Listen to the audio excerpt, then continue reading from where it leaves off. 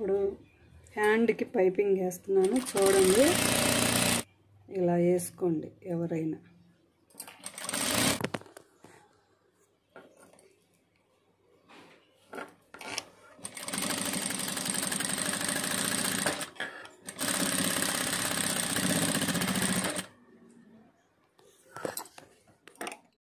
ఇలాగా waste cut చేసుకున్నాక ఇలాగ తిరగేసుకోండి.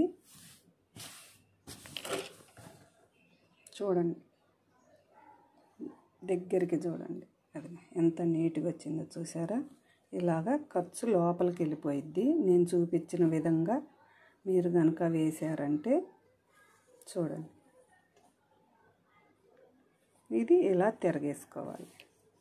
లైనింగు, పై క్లాత్, పైపింగ్ క్లాత్ 3 లైన్గా పెట్టుకొని మధ్యన రెండింటి మధ్యన ఇది పెట్టుకోవాలి.